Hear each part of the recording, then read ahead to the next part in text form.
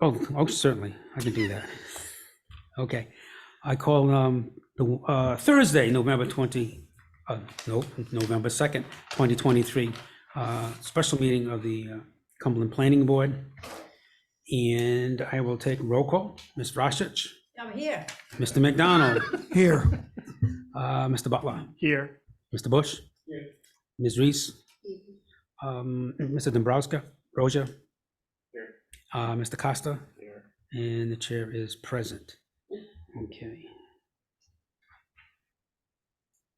So this evening, we are going to be looking at the recommendation to the Town Council for ordinance 23-26, which is an amendment to the zoning ordinance of the town of Cumberland.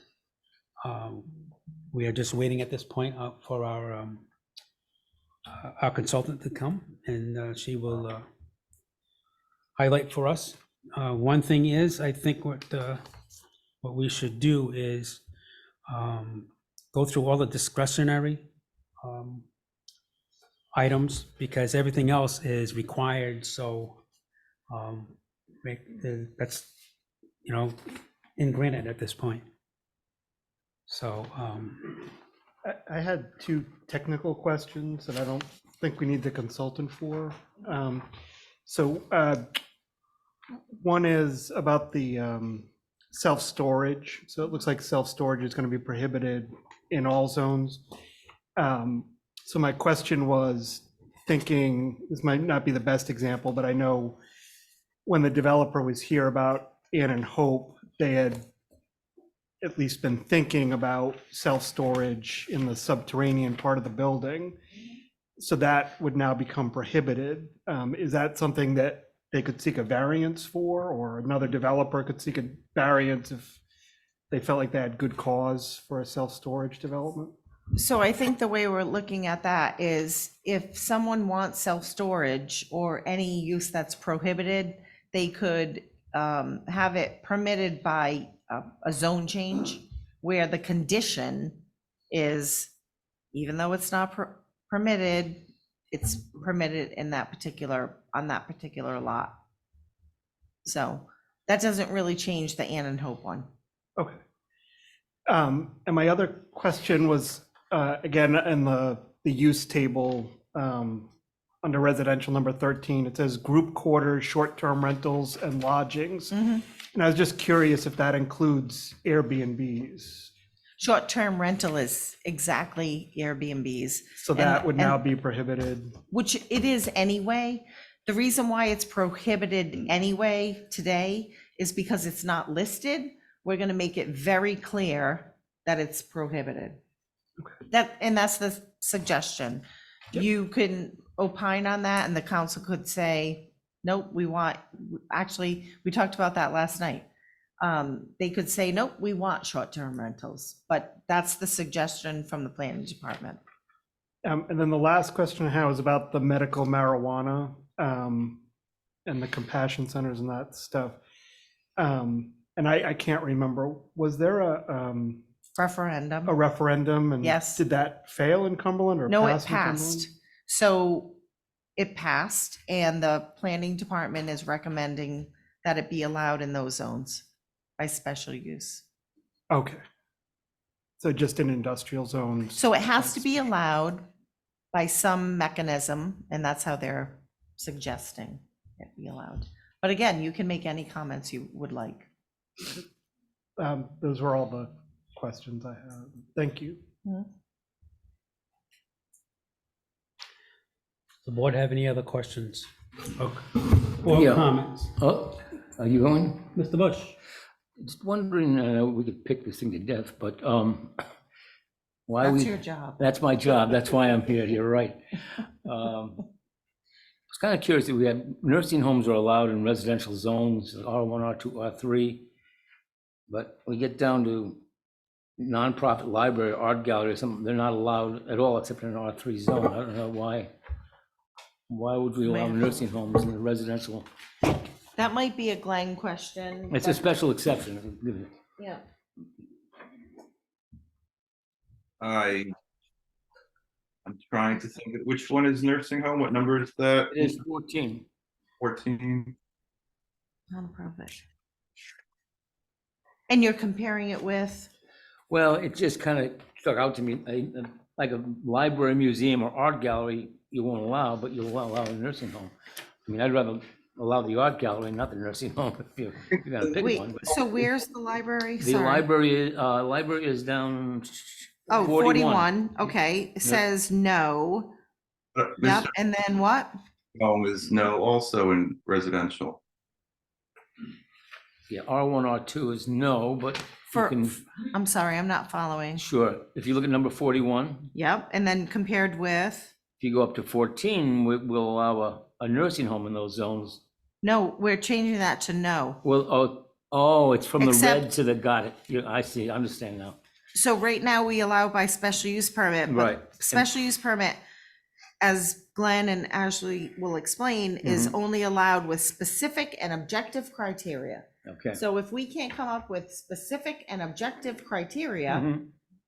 Yeah. then we either have to permit it by right, or we have to prohibit it. So they decided to prohibit it, Yeah, except it's still allowed for nursing home in the A2 zone, which, again, that's a policy determination that Glenn can explain, defend, or change. Like, I'm not saying that, yeah, like, maybe he didn't consider that and that should be changed. I don't know. okay, It's just an oversight. I think it should be a no.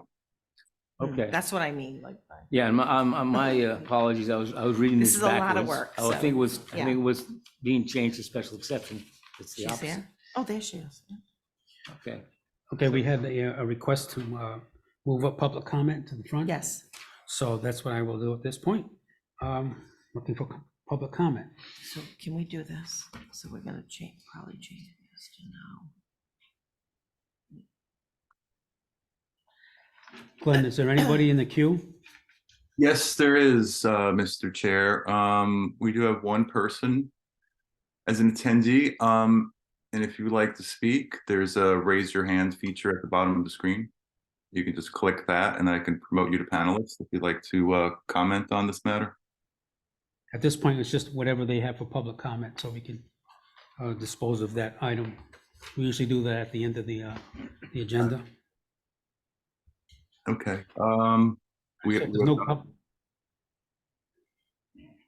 If there's no public comment, then we're going to move right into item 2, is a recommendation to the town council. Okay. Okay, town council recommendation, ordinance 23-26, an ordinance and amendment of the zoning ordinance of the town of Cumberland, Rhode Island as amended. We have our consultant here for us. And you have the floor. Ashley, you gotta come up here, though. And what the board had decided to do, aside from whatever opening comments you may have, is that we're going to just dig right into all the discretionary items first.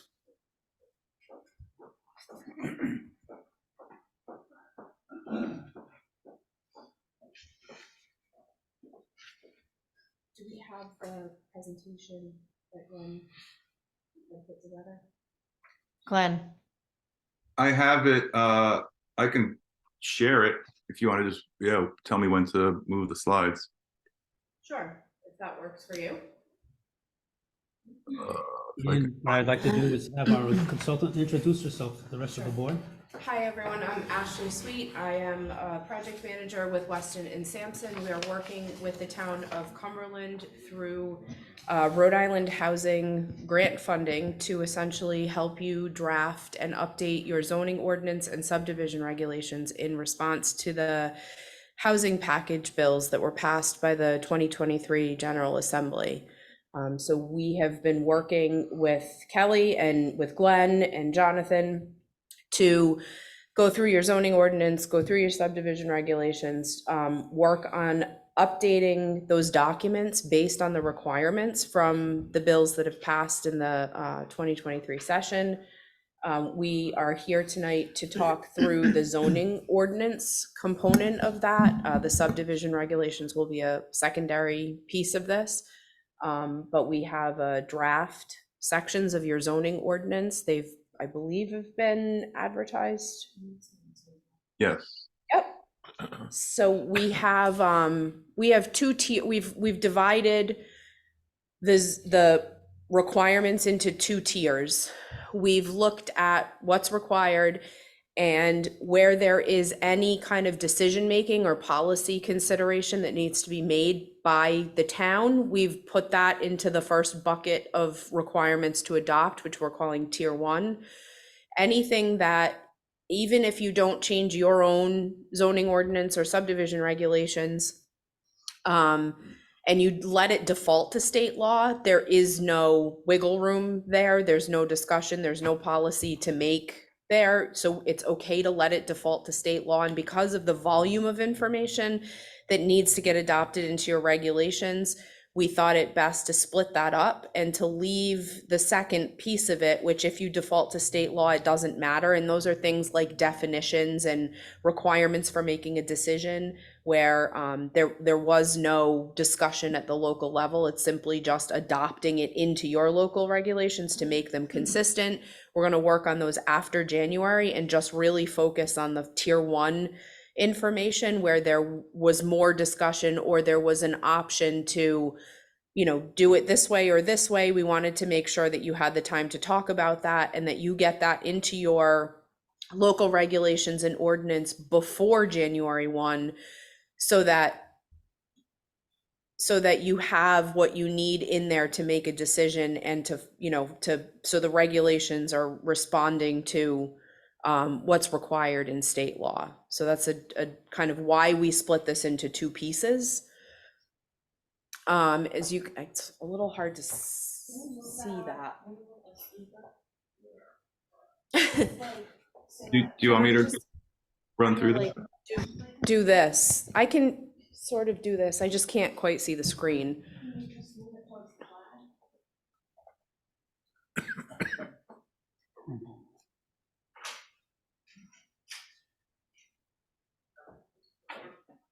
So the screen itself is a little cut off, but that's okay.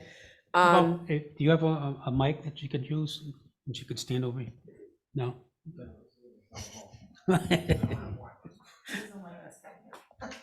I can do this. We'll improvise. I don't want to stand in front of people either. I'll pull a seat over and sit down out of your way, and then I'll be able to see the screen with you. Right in front of Ken. Oh, I can see. You can see okay? Yeah, I'm I'm not in fine. your way, okay. So we have a schedule up here where we're today with the planning board. We're gonna go to the ordinance subcommittee on the 27th. And then we're gonna go to public hearing on the 6th and hopefully not have to go onto the 20th, but we have this backup date of December 20th in case it can't get covered in one night. We wanted to have a fallback position so that if the public hearing needed to get continued, we already had a date ready for that, to make sure that this does get implemented before the January 1 deadline. And also, just because this is a council presentation, you're also gonna have to adopt new regulations. Glenn, when is that happening? The regulations, planning board's hearing at the 29th. Just so you know, we have a second set of its regulations that only you adopt. Right. And those will be done at your regular meeting this month.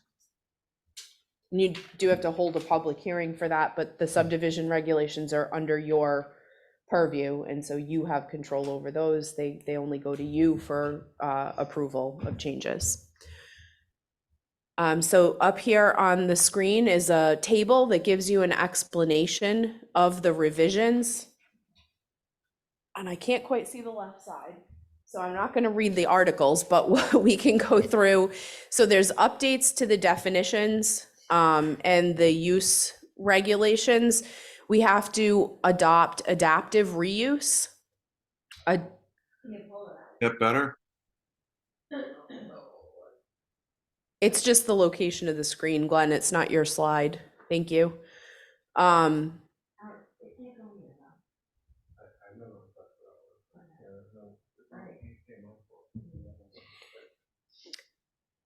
So we have to adopt adaptive reuse. Adaptive reuse is, thank you, Jonathan. Oh, that's lovely.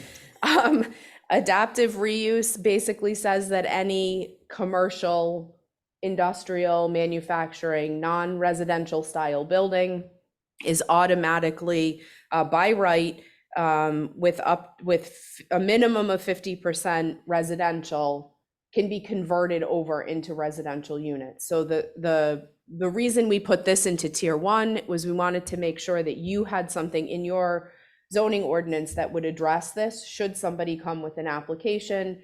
This is residential in places that you may not have contemplated residential previously, and so we wanted to make sure that you had the opportunity to consider how that gets, buffered, how the residences that are there are buffered, how the residences maybe next to it are buffered, because you may have a situation where you're seeing like a school being converted, and although that's in a residential district, you never really contemplated housing there.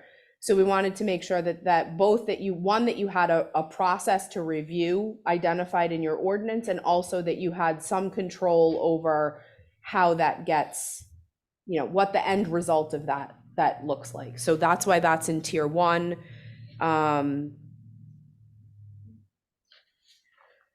If we also have to do development applications, and so that includes things like development plan review.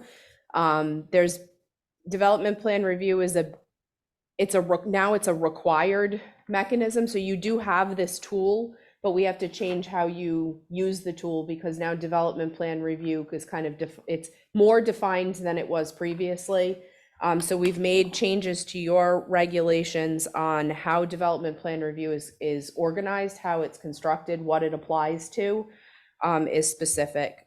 The way that works is that in your zoning ordinance, we're enabling development plan review, and then we're going to send the individual over to the subdivision regulations. That's where all your standards are going to be, so that the planning board has the flexibility and control over how that process works and how you implement those standards.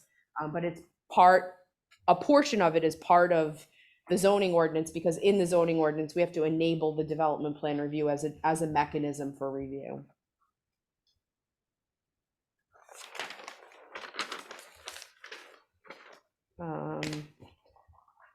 We also now, you have to implement unified development review. Unified development review is the process where, when you have a development application before the planning board and the applicant requires or requests either a variance or a special use permit, you become the permitting authority for that special use permit or that variance. So the process where they would leave the planning board after the first stage of approval, go over to the zoning board and get their special use permit or variance, and then come back to the planning board, they no longer have to go back and forth.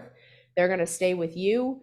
You are going to issue or not issue the variance or the special use permit as part of the development application. And please, if you have questions while we're going through this, stop me and feel free to jump in and ask any questions. Yeah, you looked like you had a question.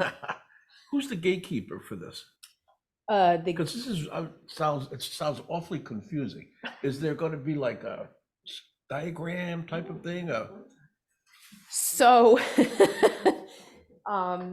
as part of this overall kind of overhaul of the Zoning Enabling Act, Rhode Island Housing hired Weston and Sampson and Kelly to create templates. So our first job was to go through all of these legislative changes and produce a set of template documents that would then be available to all of the municipalities to use in their own tailoring and updating of the local ordinances and regulations. There were 2 other components to that project with Rhode Island Housing. One of those was a set of flow charts, and the second was videos. So on Rhode Island Housing's website for this work, which is their MTAP program, it's MTAP, you will find a series of flowcharts that will walk you through the process of each step. So there's a development plan review, there's a minor subdivision and land development, there's a major subdivision and land development, there's a comprehensive permit. And then just delivered to Rhode Island Housing a week ago was videos that actually narrate that process. So you'll hear my voice walk you through each of those flowcharts and narrate the process to you. So hopefully that helps people understand their new roles, understand the new processes better. Yeah. And just to add to that, so the gatekeeper is always going to be the administrative officer, which is going to be the planning director and the town planner. So, and still the zoning official to a certain extent. So each community has some discretion to appoint who's going to do, and Ashley's going to go through this, development plan review, minor land development review, or major land development review, but that's all going to continue to be interpreted by the same people that interpret it today, which is, and including me, right, as the solicitor. So you're going to have the solicitor involved. When when you say gatekeeper, I love the flow charts, but there's going to be someone who's actually deciding this particular application falls under development plan review, land development review, minor, major. That's more along the lines I was thinking, not so much the gatekeeper, Yeah. but a flow chart, who go and who Yes. makes sure that you hit Yeah. the correct committee. Which really doesn't change, although the triggers for each application will change because of this legislation. And there, we're trying to make it clear in what we are drafting for you, how that all works. So we're trying to make it very clear that if you are this type of application, this is the process you follow. Exactly. But as to Kelly's point, the administrative officer still holds the ability to tell the applicant, this is your process. Okay, good. Mr. Chairman, Mr. McDonald. thank you. The documents that we got dropped off at the house, I'm not sure how far along the language is. And I guess what I'm getting at is these 3 articles, there are about a half a dozen places where when the attempt is being made to meld the excisions to the additions, the language is muddled, to say the least. And is that going to be corrected? We're talking about development plan review, for instance. And on page 2 of that. So 12-2. Yes, 12-2, page 2, up at the top, there's a blue highlight. And design of all projects shall be consistent with the provisions of Appendix A. Okay, then it's got comma, the regulations. That just doesn't seem like what they're attempting to say. So can you point to a line on page 2? 4 and 5. It's actually 3. It's on page 2. Lines 4 and 5. Yeah, lines 4 and 5. So Appendix A is your those are your land development and subdivision regulations, right? Right, so I'm looking at the document entitled Article 12, Section 12-2. I'm looking at page 2, that says specific and objective guidelines. Design of all project shall be consistent with provisions of Appendix A, comma. The regulations. Okay, but I'm not trying to nitpick here, but the R is struck out.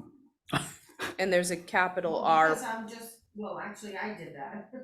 So we want to say the regulations are your land development and subdivision regulations. Okay, And those are defined previously as, at some point before 12-2 in the zoning ordinance, it will be the subdivision and land development regulations, parentheses, the regulations. To be clear that the regulations are your regulations. Does that Okay. make sense?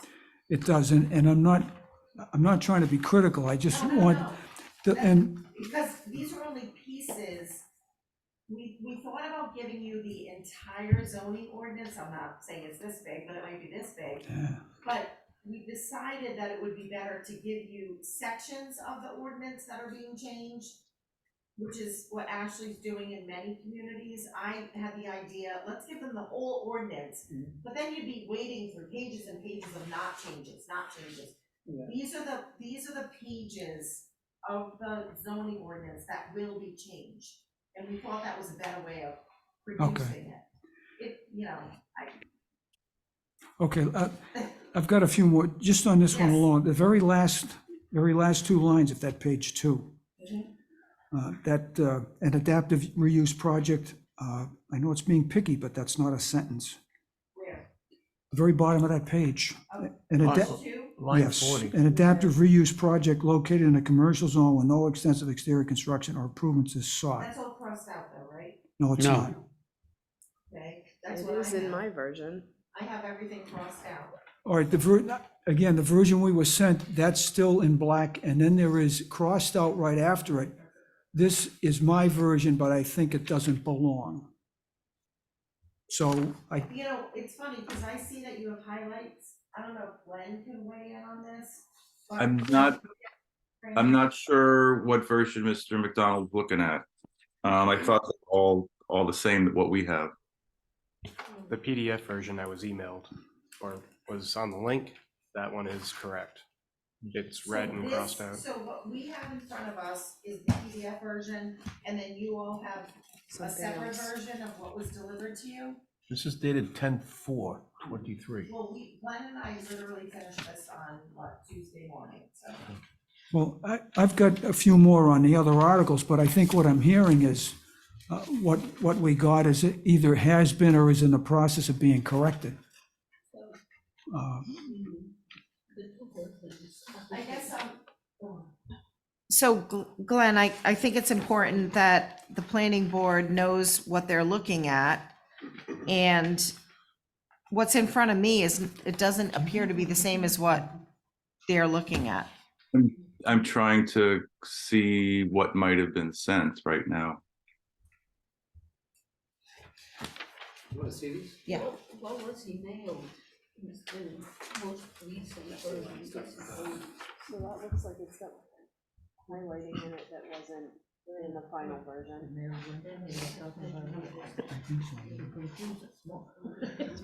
I was gonna bring my iPad. and I said, "Nah." See how it says applicability? The whole thing should be crossed out.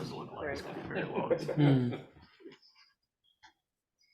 Yeah, this looks like what Glenn and I were using when we went through it on Tuesday.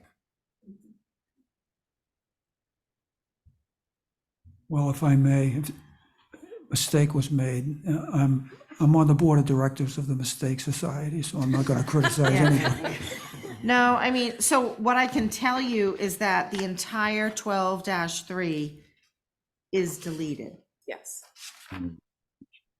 I think that it's important for you to understand what's being added and deleted.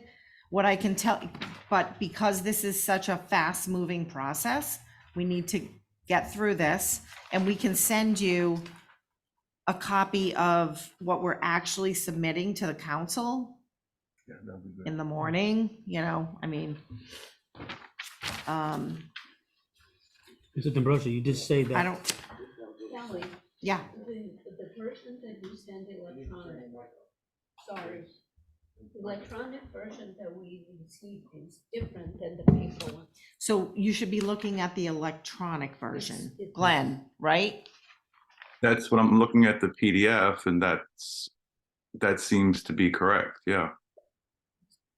This is, So what they were sent by I'm not- hand delivery is not the same as what was electronically transmitted, correct? That's what I'm gathering. Okay, so you should be looking, and I see that most of you don't have computers, but whatever was transmitted electronically is what we're looking at tonight. I think that's going into the budget for next year. Hmm. I've always suggested that. I know Mr. Costa Mr. had. The president of the council happens to be here. All that extra discretionary money you guys have. We should all have one. While we're on this document, there was one other typo, which may have already been corrected in the electronic version, but page 7, line Of? 37 of the Article 12, page 7, line 37.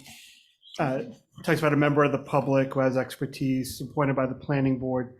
It says, and shall serve a 2-year time, but I think it's supposed to be term. Mm. And thereafter, until such time as the successor is appointed. So I just wanted to be sure. So that means we appoint somebody for 2 years, and if for some reason things slip to 2 years and 2 months, the person Yes. still serves until That's what it means. we take an action. But Okay, we'll change that to term. thank you. Thank sorry. you for. At least you know we reviewing read this stuff, right? Yeah, I was gonna say, thank you for actually reading this. Can I just ask for a clarification? Going back to the bottom of page 2, it's with blue highlight? Is that the printed copies you received? Yes. Yes. But it's still crossed out, right? No, it's not crossed out. It's, Okay. so adaptive reuse located in a commercial zone is not crossed out. That's the problem. Okay, all right. I don't know what version that is then. Well, since you guys Yeah, are I working know. on it So recently, you know how I said, I know. So we definitely need to take a look at this. There was some notes. Yeah. Again, I apologize. This is a very fast moving project. So there are notes that Ashley and Glenn and I have. You can see where we say, this was My version. In my my version. version. That doesn't even belong there. Hmm. So you gotta, yeah. When does the council see this, Glenn? The 27th, I believe, the Monday. I think it's the You 27th. might have to clean this up and come back so that you, but I'd like to continue to have the conversation tonight about the substance. But we'd like you to look at a clean version of actually what the council's gonna be looking at. I think that's really important. But I would like to continue the discussion tonight. Before we do that, can I just point out 2 other things? And Yes, it's on, point out a way. it's Article 18, which was a long piece of stuff that we got, a lot of which is That's excised out. appendix, starting with appendix B, I believe. Yep, Appendix B zoning, that's correct. yep, On page 4, yep. down at the bottom, 18.1, Yep, an application for relief from the literal requirements of a zoning, this zoning ordinance because of yep, hardship. I warrant. changed that. I remember Okay, doing that's, it. all right, so So that's, there's, yeah, I don't, this, again, it's not a it reads way better than that. You don't, all right, we don't have to worry about it then. And page Yep. page 6, Yep, 18.2B2, which is 3/4 of the way down. I'm just gonna do this. Go ahead. Dimensional, I'm reading what I have, not reading what's excised. Dimensional variance standard, period. In granting a dimensional variance, that the hardship will be suffered by the owner of the subject property if the dimensional variance is not granted shall amounts to. The sentence is, Yeah. it's got to be cleaned up if it hasn't been. Yep, Okay. thank you. See, they're doing their job. I don't, so we actually added the S where it didn't need to be added. Yeah, Yeah. grant, it's called number, agreement, and subject and verb. You Yeah. went from plural to singular on a I subject. know, and so- I'm a big grammar girl, That's so all right. I got you. Yep, Yes, it's also underlined, so I mean. it kind of meaning is- they added it, right, Right. which is a major problem, yes. Anything else? All I can say is, and Ashley, how many towns are you working with? 7. 7 towns in like 90 days. Mm. So and I'm not saying Ashley did this, because we're all working on it together, but you can imagine the amount of work this is, so. But that's what happens. That's our defense. That's what happens when you're under the gun. You don't It's get, crazy. yeah. Yeah. Wait till we tell you all the inconsistencies with the actual legislation, but. So maybe it would be helpful that if, for those of you that did pick up on those little things, if we could, maybe you could send them in and we Yes. can gather them, collect them, make all of those corrections, and we can continue to kind of discuss the substance overall. Yeah. Yes. And then we can make all those grammatical corrections and get you a cleaned up version for to look at. Some of That would which be may okay. be cleaned up. Again, I'm trying to Right. give us some So, relief here, but Yeah, if they have I any, think if we could go through Yeah. Mm-hmm. what was supposed to be done and what the intent is, let's do that. And Yep. then if you could individually, if you see something, send it to, I think, Glenn, if we could share Ashley's, mine, and your email addresses Mhm. and collectively get comments, that would be helpful. you should send it to me. Okay. But use the electronic PDF version, not what we're looking at tonight. Because so, like Kelly said, some of this may have already been cleared up. Yes, I know that, like the one that Harry just talked about, that was definitely cleaned up. So what we could do with, if the board is okay with it, we could kind of just walk through section by section, not necessarily paying attention so much to the grammatical parts of it, but looking at the overall content, and then having you ask any of your questions as we go through each section, and we can use the, even if you have the version that was hand delivered, is the version that was hand delivered in the same order as the? Yeah, We It got seems to be, everything, yes. it's just an Okay. earlier version. Okay, so if you're okay with it, we could do it that way, and then like Kelly suggested, send in the grammatical corrections. We'll make sure that those all get addressed and that it reads properly for you. Sounds like a plan. Okay, so if we start on page 1, we begin with development plan review. As I said, that is a process that you've had previously, but now we are kind of changing the way development plan review is going to be applied in the town. You now have 2 types of development plan review, administrative and formal. You have to determine what is an administrative review and what is a formal review. An administrative review only goes to the administrative officer with 1 step. A formal review can go to the planning board and has 2 steps. It has a preliminary and a final, but the final is delegated to the administrative officer. So really you see it once as the planning board at the preliminary stage. And the way that it's been designed here is that an administrative development plan review is a change of use at the property where no extensive construction of improvement is sought. And then a formal development plan review are the items that are the 7 items that are listed below that. So just so you know, that the intent of these items is to include as much as possible so that I think the overarching concern is that the town and the staff are supporting as much as we can to be decided in the public realm. So we've tried to capture things that we are allowed to capture in the public realm. So even formal development, it's going to be by the planning board. Otherwise, it would be decided either by the building official with no input whatsoever by anybody, or technical review committee, which is generally happens during the day. We're trying to bring everything we can to the planning board at night when people can come and comment perhaps. That was the intent. So I just want to be clear, some communities might only have 1 or 2 things here. We've included everything we possibly can. That's reasonable, so that the public can witness decisions being made, if that makes sense.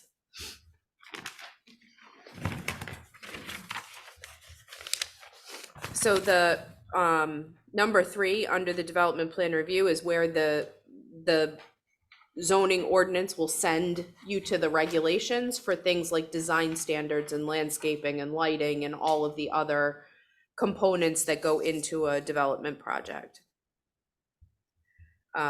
Section 12.3 is land development.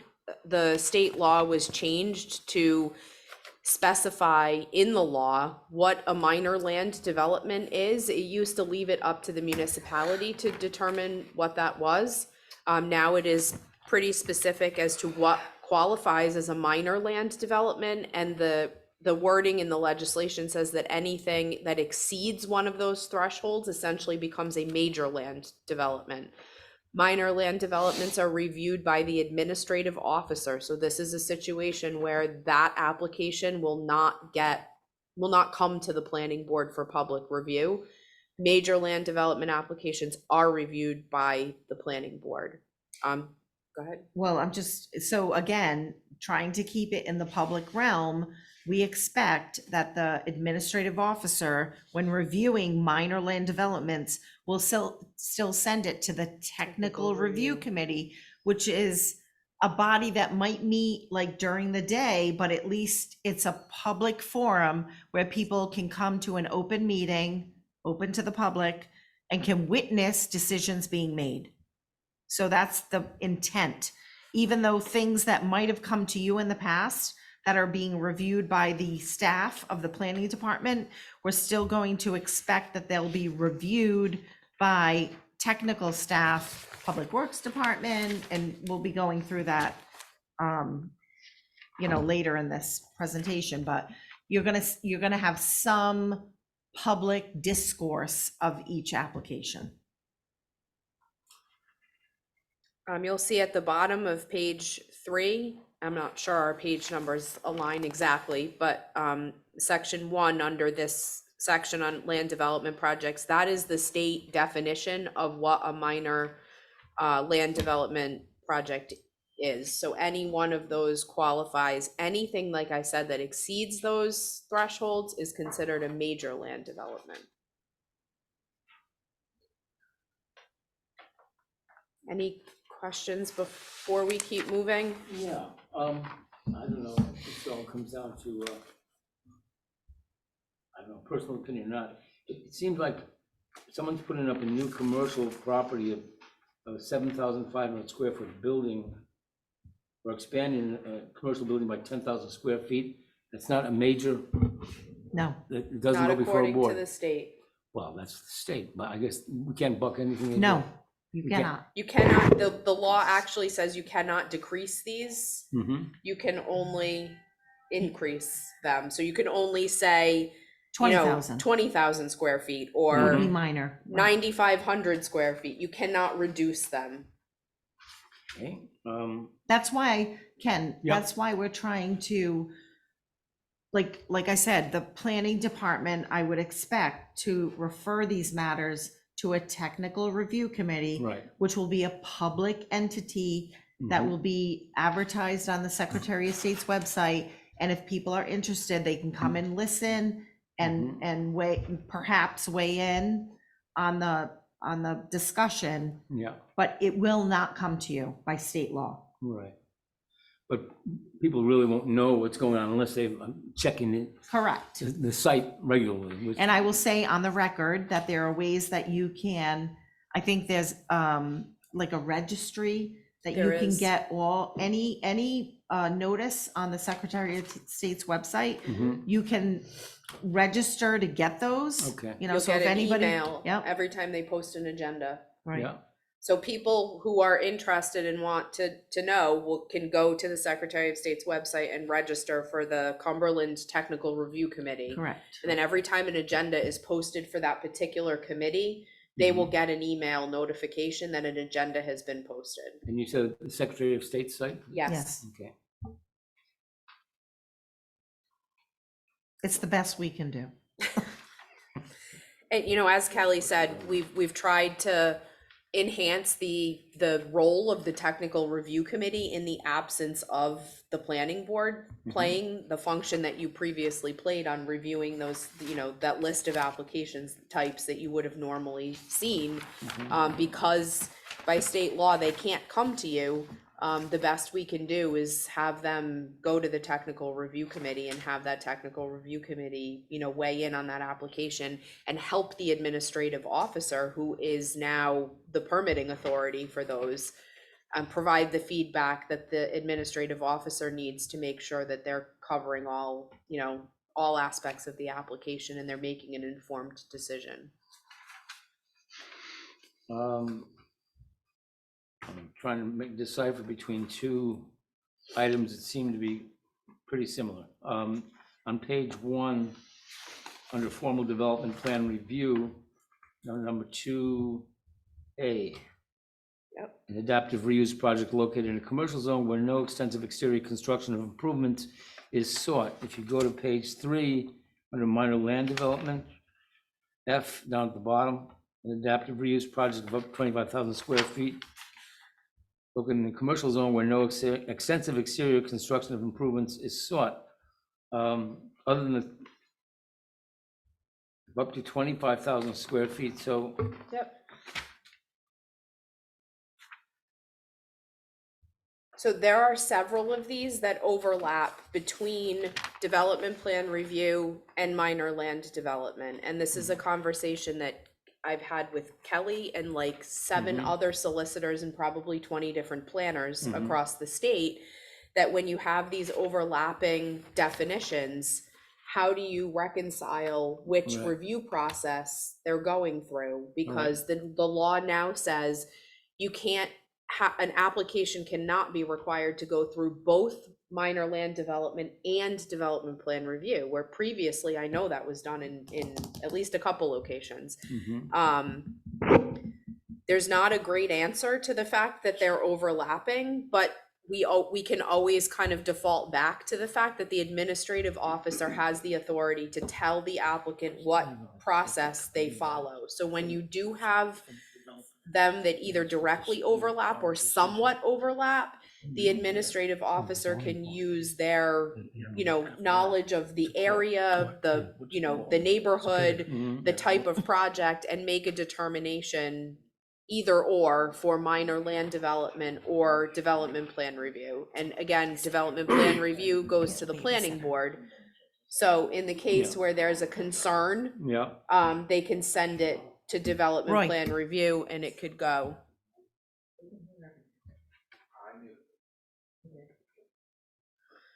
So number 2A on page 1 won't apply if the project is under 25,000 square feet. Yeah, so let me answer that. Yep. So on a case-by-case basis, Yeah. we're gonna have to determine, I've said this to Glenn, he loves to ask me hypotheticals. And I say, we have to determine that on a case-by-case basis. I don't know what the facts are. So I will tell you that when there's a conflict in regulations, the interpretation always goes to the property owner.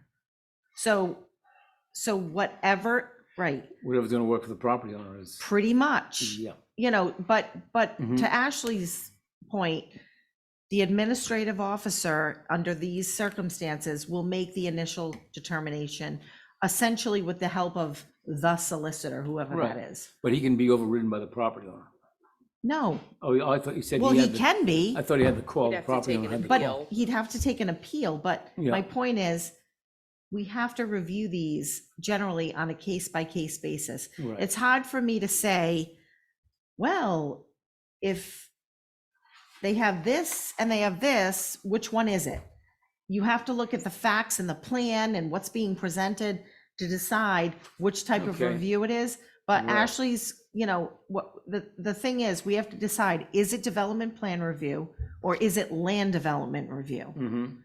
And it's going to be dependent on a case-by-case basis. Okay, I don't want to beat this to death. It just seems like this is written in stone. It says 25,000 square feet, and the owner can rely on that and say it's less than that, so it's not going to go to the zoning, to the planning board. Wait, which one, compare the two again, say. Okay, page 1, number 1A, Yeah, and page 3 toward the F. bottom, F. So so it depends on, again, I'd have to know the facts. Well, the fact is Because- it's under 25,000 square feet. that's the difference It says between you the can't, two. it doesn't go to, it's a minor land development. Adaptive reuse project located in a commercial zone, so it Mhm. only applies to commercial zones where no extensive exterior construction of improvements is sought, would probably be a development plan review. And then there's an adaptive reuse project located in a residential zone, which is a different zone. No, this is commercial. Where are you looking? What am I missing? He's comparing Was that this one here Yep. under development With plan F. review with F. But you could have one that's not 25,000 square feet. So that's what I mean by, let me If- just if say it's- this very if it's- bluntly, according to Ken. this, if it's Let under me say this very 25,000, bluntly, Yeah, okay? The minor land development definition, we cannot change. mhm. So what we've tried to do is capture everything else Yeah. under development plan review Okay. in order to keep things in the public realm. Mhm. So on a case-by-case basis, we have to look at it and say, does it apply to minor land development? Because the developers are going to want that Yeah. because it's approved by the administrative officer Sure. rather than you. Right. So we're going to have to we're going to have to decide on a case-by-case basis, does it fit within that minor land development project? Or can we say it's development plan review that goes to the planning board? We have to do I that know, on a yeah, I case-by-case understand basis. So you're we're bound by adding this. things to development plan review Mhm, that are not in the legislation. mhm. We've added things that we're hoping we can capture. Well, Right. yeah, you can't tell from reading this what is in stone by the state, and what is Exactly. yours. Exactly. Okay, So it's going to be on a case-by-case basis. okay. So in this category. I know it's not a good answer. No, I know you're dealing with what we're dealing with too. There's something Exactly. you can't, So we're adding stuff, Yeah.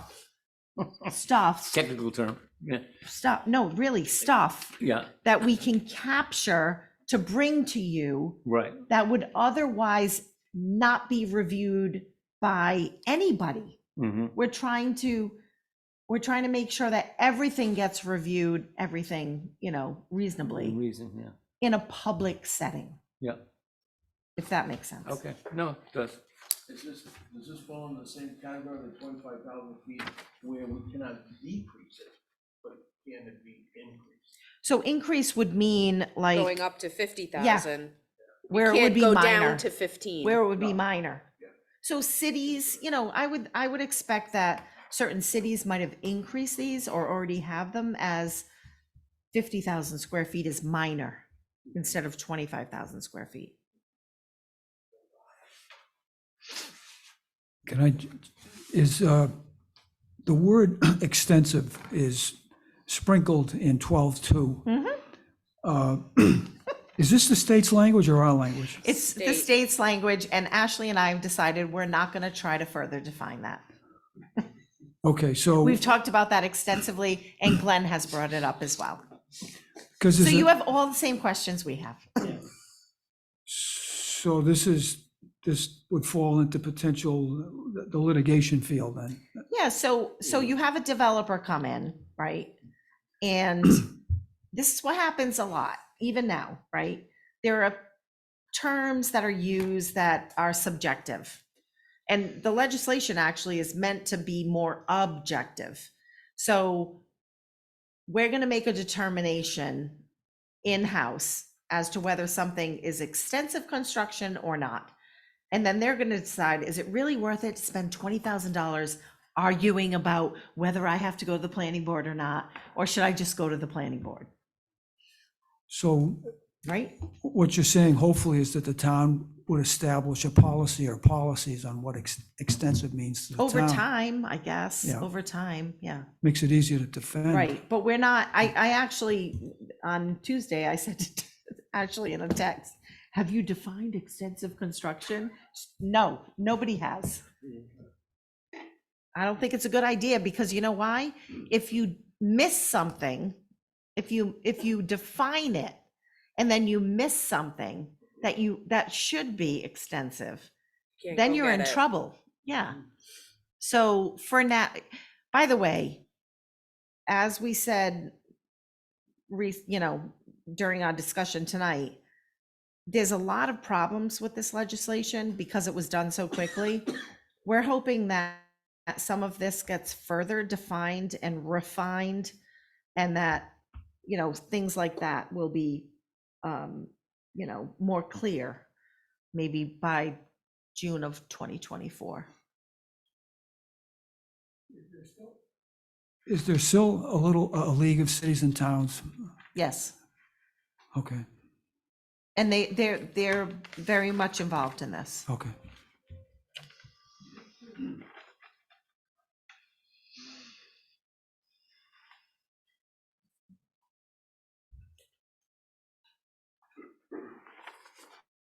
So you'll see as part of this as well, we've struck existing language that dealt with development plan review, because we have to be consistent with the state's definition and the state laws. Also, some of this will move to your subdivision regulations, where you will have more flexibility and control over how some of that gets implemented. I think the overall thinking has been, as these laws are kind of restricting your ability, we want to move what we can to subdivisions so you have more flexibility. And as you find maybe some of these things are like for adaptive reuse, if you find with your first adaptive reuse project, your regulations are not strong enough, you have control over changing those and updating them and making them stronger in the way that you're finding that they may not work as well as you had hoped. So we are moving what we can to the regulations. And the next section goes to page 7, Unified Development Review. I mentioned that's the process by when you have an application before you, they can seek a special use permit or a variance through you. The standards remain. You have to find on those standards. So you really are taking over the role of the zoning board there. The reasoning behind the variance and the special use permit, although some of that has changed, but really you're just sitting in their seat as the zoning board for those applications. And then the technical review committee, we're just making sure that your language is consistent, and we're enabling the technical review committee in your zoning ordinance. And then what we're doing on the next page with zoning is dealing with special use permits. We're striking the existing language that you have in there for special use permits. So the requirement for special use permits is that if you have a special use permit in your use table, you have to have specific and objective criteria for the issuance of that special use permit. If you do not have specific and objective criteria, it is considered a permitted use. So that is definitely, you do not want to just let a lot of those flip over to permitted uses without specific and objective criteria. You do have specific and objective criteria in your zoning ordinance for several different uses. I think there's like 27 now. 27 in the Proposed. Glenn? Yeah, it's 27. Okay, I got it right, 27. job. Yeah.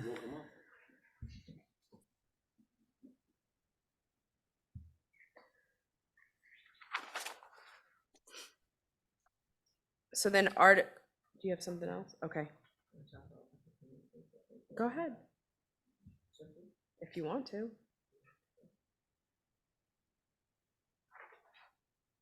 You're keeping yours, right? You're keeping yours. Okay. All right. So under Article So what you see struck here is not necessarily leaving completely, it's moving. We're consolidating all of the criteria for special use permits into one location. So, like, we have special use permits scattered throughout the whole zoning ordinance where they're not appropriate. So we're moving them all. And sometimes you have a special use permit for a dimensional issue, that's not appropriate. Never was, shouldn't be, and now the law says you can't do it. So we've struck where they're not appropriate or should be together in the same place. So if you see that it's, the zoning ordinance, section 6, totally separate section, we're moving everything to Article 18. And there's just going to be essentially a list of all the different uses that require a special use. And when Ashley's team put together model ordinances, we've used those to establish appropriate, specific and objective criteria, which is what is required by state law, so that you can check the box. If you want an adult use, you have to follow these items, and if you follow that, you get your special use permit. If you don't get it. So that's it, as opposed to the general like criteria was inimical to the public health, safety, and welfare. Very subjective. Now they want it to be specific and objective. So that's what we've done with the 27 uses. So when you get to Article 18, as Kelly said, this is where we're dealing with variances, special use permits, and modifications.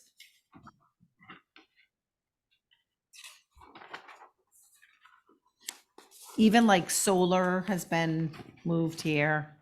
Yep. Or at least referenced here, right, Glenn? It's referenced, right? It's in a section a few over. Right. So it may refer you to another section, but it's still specific and objective. It meets the requirements of the state law. Modifications.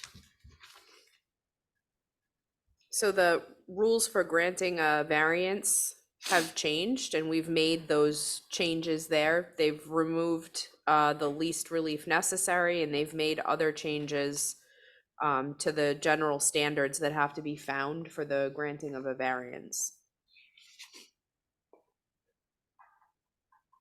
Another thing that has been added is the requirement that so it used to be that if your use table did not contain a use, that it was considered a prohibited use.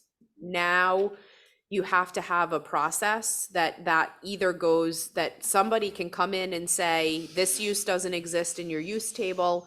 I would like a review and determination by, and it's either the zoning official or the zoning board. You have a choice, and I think the town chose the zoning board.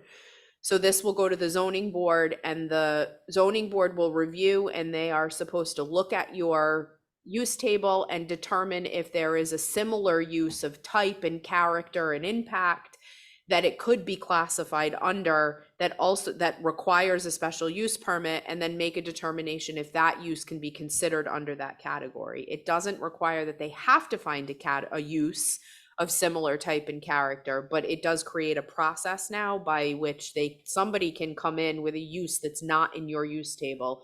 So I think the important takeaway there is that you can no longer say that just because it's not in the use table, it's prohibited, and that if there truly are uses that you want to be prohibited, they should be on a prohibited uses list, because that's not the fallback anymore.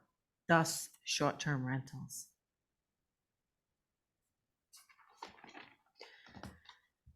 So if we move to the next page, this is where we introduce these requirements for the specific categories of special uses, and we're moving all of those, and the new ones begin towards the top of page 9, where we list We start with adult uses. They are in alphabetical order, thanks to Glenn. And those go on for several pages. I don't know if you have any specific questions or thoughts you want to go over on that issue. It's not on the list, but in the table, we're prohibiting wind energy systems. Is that turbines? Is that what that is? I'll let Glenn answer that. Those are wind turbines. That's right. Okay. Yep, thank you.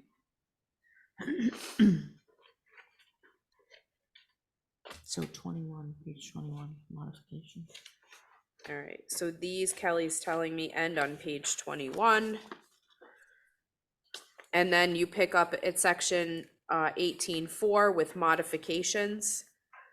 So this is a provision that you have now. This is the provision by which someone can come in and they can request dimensional relief up to a certain amount. And that can be processed through the zoning official. The number in your ordinance now is 10%. The state mandate now is 15%. And you can go up to 25% if you wanted to. Believe we kept this at 15%. So the dimensional modification of up to 15% of whatever is required in the district in which the property is located. There's a process that they have to go through where they submit to the zoning official. The zoning of there's a notification, then there's a period of time where somebody can submit comments on that. If the zoning official does receive comments, then it's automatically kicked up to the zoning board. If no comments are received, it stays at the zoning official, and if the zoning official can find positively, then they can issue the modification. You have a question? Just a statement. We've talked about this before. On page 22, C, which is almost halfway down the page, in the case of modification of 5% or less, the zoning officer shall have the authority to issue a permit approving the modification without any public notice requirements. And again, we've talked about this before, and it's the idea of the town being careful and making decisions when to put something in the newspaper to let the public know somehow what's going on. You just think of someone who has a neighbor who decides to do something on the property where the modification is, let's say, 5%, and the neighbors aren't happy and they never knew about it. It's just a personal comment. I don't like the way the legislature went with this, but You are not alone on many topics. One thing that I would add to this that actually came to my mind after we drafted this, and I'm adding this everywhere that I can, is that we should put something into this that says that it's cumulative. So you can't just keep coming back at 5% and never go through the larger process. What do you mean? People would ask for, So I'm gonna come in, I'm gonna get 5%, and then 3 months later, I'm gonna come in and get 5% more, or oh, I don't even think that needs to be said. it's said in subdivision, like your lot count is cumulative when you do subdivision typically, Okay. but you have to write that in because that's not in state law. So if a setback is 10 feet and they ask for 5%, they couldn't come back and say, I want another 5%, Where does it say they can't? because the setback is always 10 feet. So it's always 5%. It's never going to be another 5%. We can talk about that. Okay. But 5% of 10 is, like you say, can't go beyond that. yeah, I'm Ashley and I All will right, we'll talk about that. it. But I'm happy to add language that Well, we can discuss it. yes, I'm happy to add language that helps us. I don't think we need to debate it right now. So the other changes to this section that you have is that they reduced the notice time. So now somebody who receives written notice only has 14 days to submit their written objection as opposed to the 30 days. They've also changed the requirements for mailing. It's now first-class mail and not certified mail. Does it smell like something's Let's see. So the rest of the next page is just renumbering.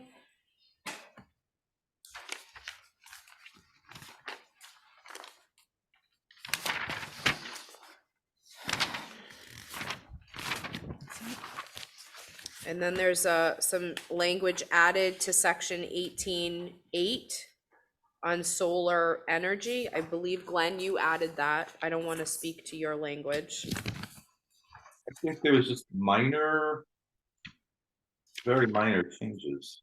So it looks like you added 6 and 7 to your list. I think 7 is they're you guys. underlined. I think those were from templates. Okay, so what we did there, or what Glenn worked on there, was to add from the, so as Kelly said, in the template documents, we provided a example specific and objective criteria, and you had a whole section on solar energy and all of the requirements for it, and we added in from the template what you already didn't have in your solar section.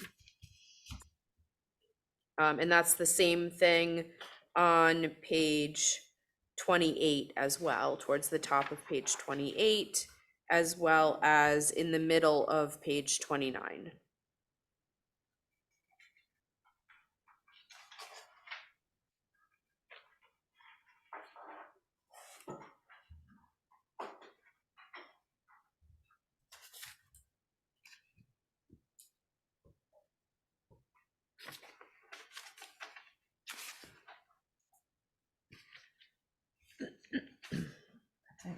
Yep. So that covers the proposed changes to the zoning ordinance, and I'm happy to answer any additional questions that you have. Yeah, I had a couple. The section under special use permits, page 11, is that state issued, or is that what the town has, what you've written up for us? Which one? Well, for instance, at the bottom of page 11, number 9, outside storage of vehicles intended to be repaired shall be limited to 1 vehicle for every 500 square feet of lot area. So the state didn't come up with the specific and objective criteria. They said that you had to. Okay. And that So was the model, already the in model our order. ordinances that were developed Mm-hmm. had lots of blanks in Yeah. them.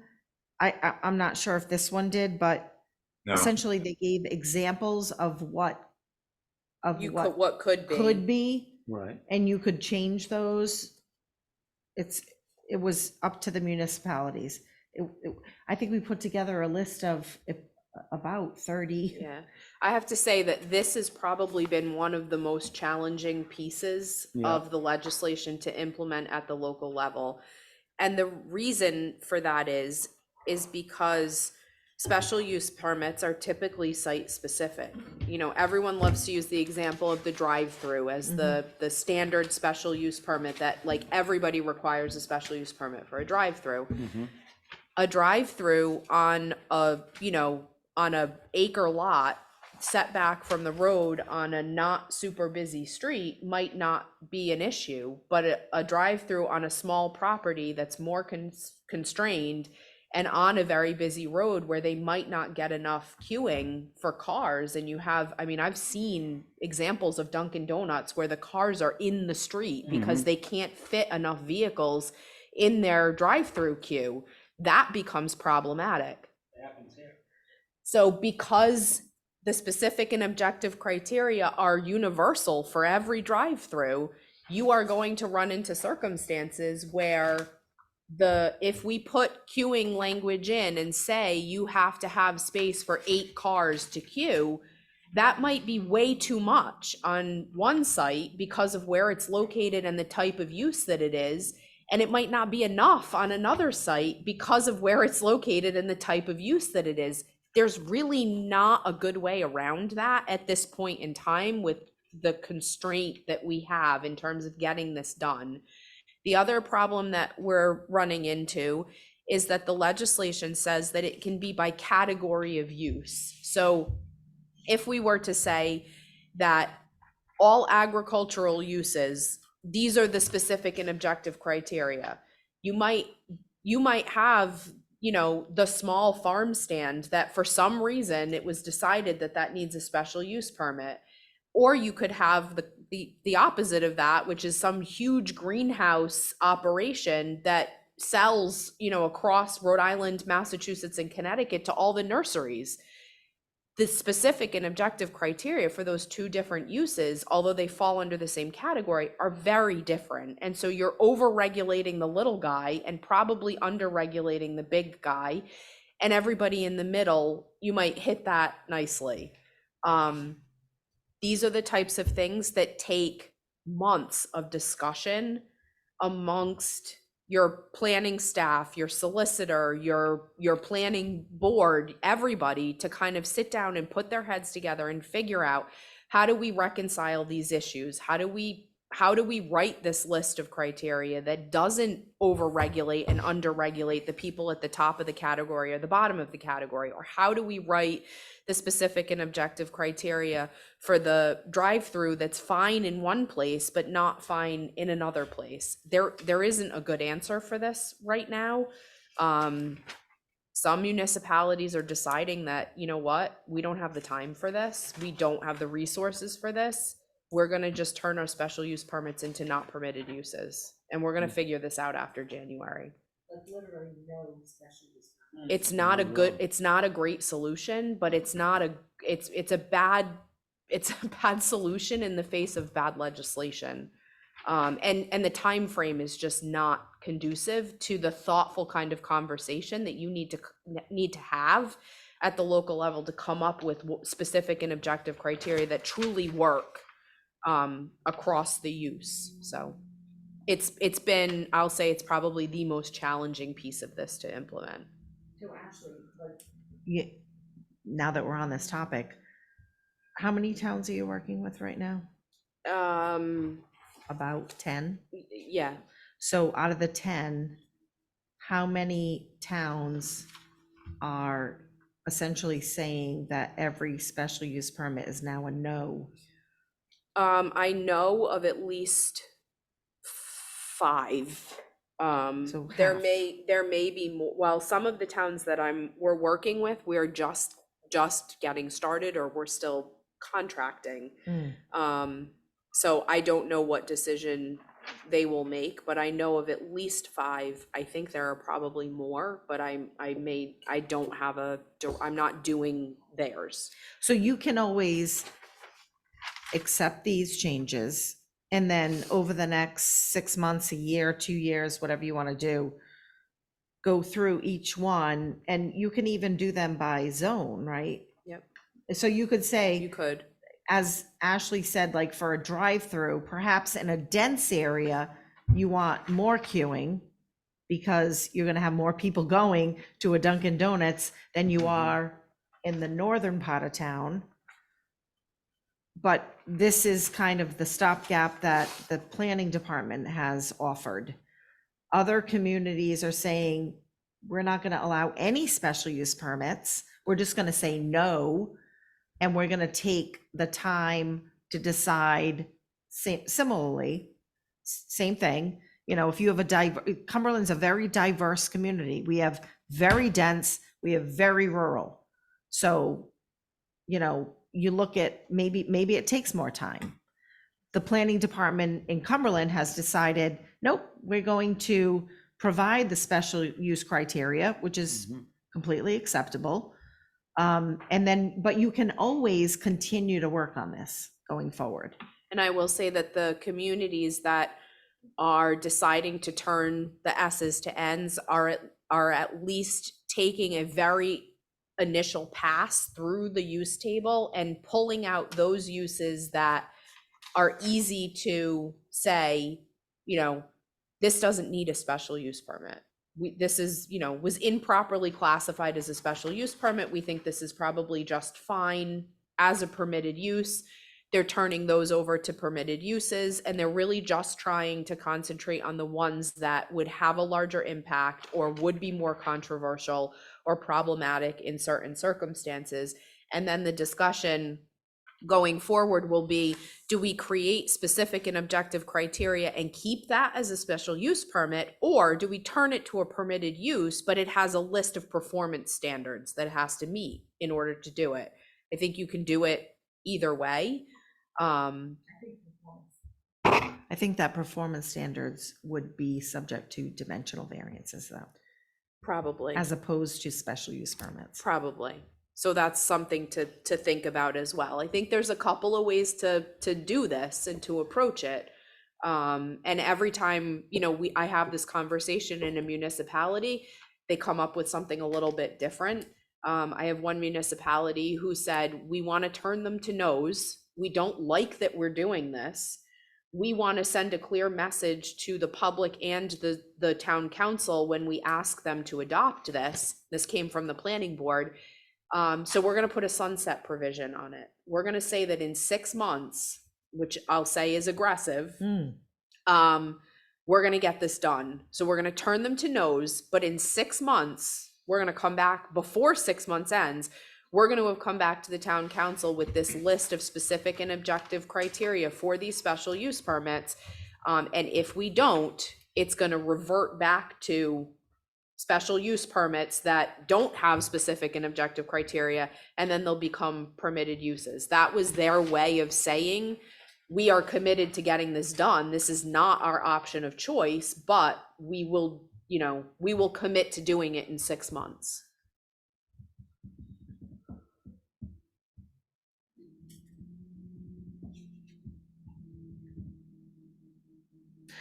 Any other questions? I do, but I want to, someone else wants to jump in, or are they, everybody's happy? Good, because, you know, I'm never happy. So to get paid for. Is 10,000 square feet sound small for an auto body repair shop? Is that an old regulation that was continued, or it just seems small to me for a minimum lot size? It's on page 10 at the top, number 1. Starts That's at the bottom. our existing ordinance, and that was a cut and paste job. So that's existing It's in the existing. current ordinance. Should we increase that, or does it seem, I don't know, it You seems, can recommend whatever Yeah. you'd like. okay, I'd recommend that. You double it. Glenn, when are we meeting with the town council on this? 27. Subcommittee is on the 27th. The subcommittee is the 27th.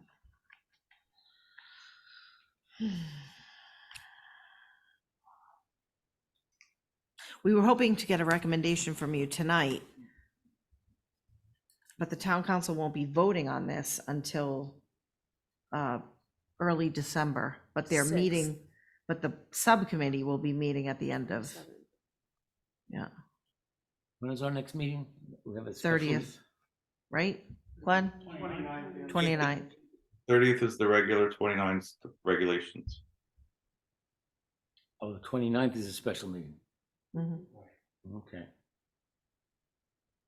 Okay, a couple more quick questions, and then we can do what we're gonna do. What is a contract construction service, basically? What page? Page 14, halfway down, item I. Glenn? Yeah, I don't have the definitions on me. Oh, okay. Those They're were in your- sent out. So- Essentially, though, I would tell you that this is where you have a construction company with probably equipment and That's what I thought. vehicles Right. that you want to screen Mhm. from the public right of way, essentially. It will adhere to the buffer requirements in this ordinance. Most of these special use permits are intended to address visual impact, noise impact. Mhm. Is there anything else? It's mostly visual noise, making sure that the operation stays on site. So when we're talking about queuing, things like that, Yeah. all of these are intended to address, impact of other people, right? Right. Other neighbors and passersby. Mr. Chairman, you said, you sounded almost tentative about hoping to get a recommendation from the board tonight. Yes. Can you go into that a little bit? And let me just say that it's just my opinion, but the fact that there was a little bit of a mix-up in the documents that we got, it seems as if you're on top of this. I'm talking about the solicitor, Mr. Stevens, Mr. Modica. I wouldn't want that to stand in the way of a recommendation because I'm thinking about the tight timeline, the work that the solicitor has to do, the consultant, the planning, not jamming up the town council. Right. So if you could expound on exactly what you're looking for. Well, we were hoping to get a recommendation to recommend approval of the amendments. But if there are specific amendments that remember, we can always change these. It's an ordinance that we can change. But if there's something like glaring that you think is important to change, we'd want your recommendation on that. But you're right, we have to go to the ordinance subcommittee. We have to go to the town council. We're going to come back to you on regulations. There's a lot going on.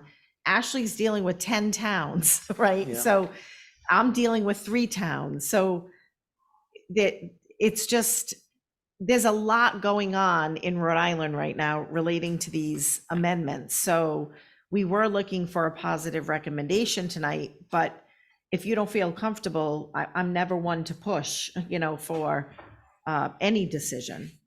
So I don't know if that, Well, it seems like most of the things that, at least I have problems with, are things that the state has required and we can't do anything about anyway.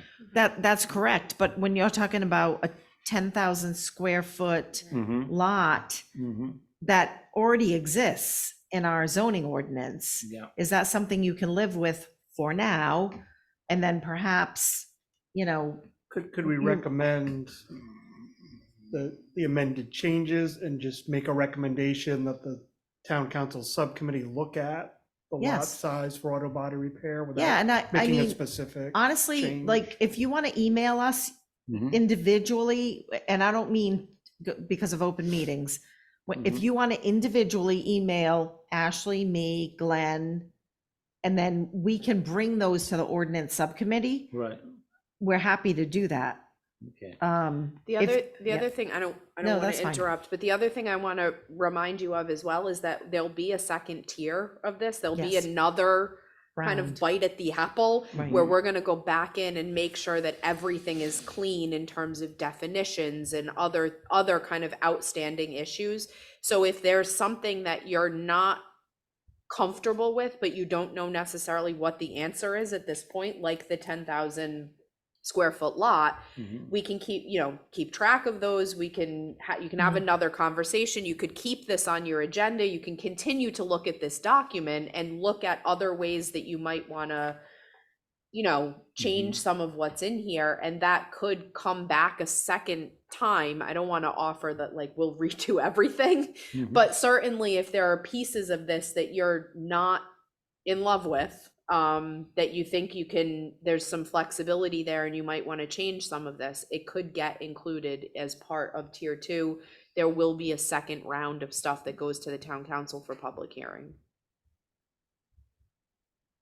The fear is that people are going to rush in on January 2nd. Right, there's going to And be a say- line at the door. and say, I want this special use permit because it's so easy or whatever.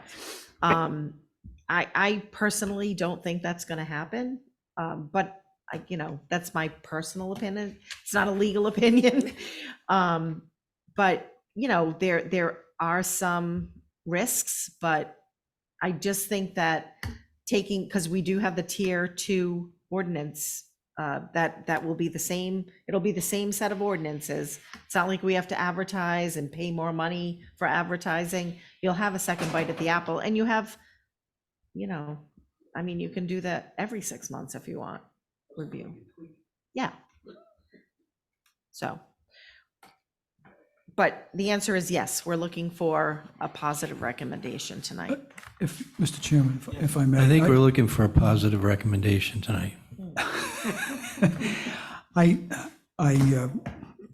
agree with what Mr. Butler said about proposing, with the understanding that individual thoughts by individual board members could be forwarded to the solicitor, to Mr. Stevens. Mr. Modica is on vacation, for a tweaking of, using general language, a tweaking of what is being approved.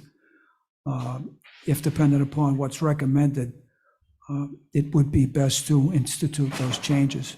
And then when we come back, or when they go to the subcommittee of the town council, they've got a clean Yeah, version. so what we would do, because it would be individual opinions, we would just bring those to the ordinance subcommittee as individual opinions. It wouldn't be a planning board opinion, but it would be, you could consider this, some people weighed in on this, almost like public comment. But And we'll get you the clean copy tomorrow. they have it. You have it. They just don't have the hard copy that was given to them. If you want a hard copy, let me know. Would you, if I may, I looked on my phone, and what I have, I think, has changes in red on it. And I'm not sure that that's different from what we're looking at. So if you could, at least to me, Mr. Stevens, if you could send me a hard copy via email, I'd appreciate it. Sure. Thank you. Mr. Modica, is there still anybody in the queue? Sorry. Green light. Mr. Modica, is there still anyone in the queue? There is not. It's just us. Okay. Anyone here have comments? Questions? Lastly, I promise, a special use permit doesn't require a mailing to Yes, it will. number 18(1)C. It says they have to publish it in the newspaper, but I don't see anything here that says that you need to So. give notice by mail. So what you're seeing is what has to be changed, and it's very limited. But the answer is, it will still have to be noticed, published, mailed by first-class mail Not return receipt. to abutters.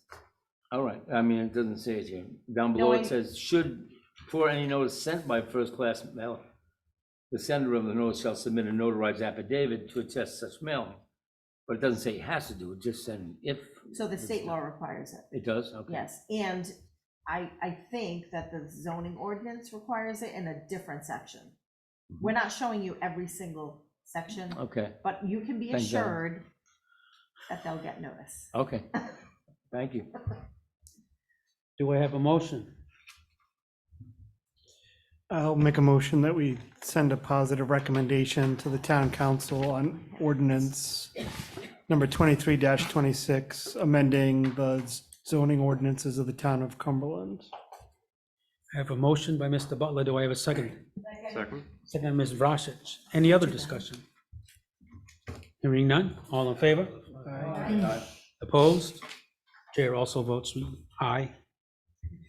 Motion carries.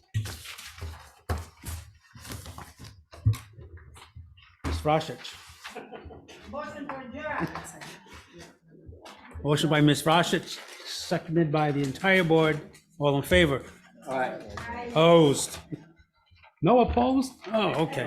Well, then the motion carries. Night, everyone.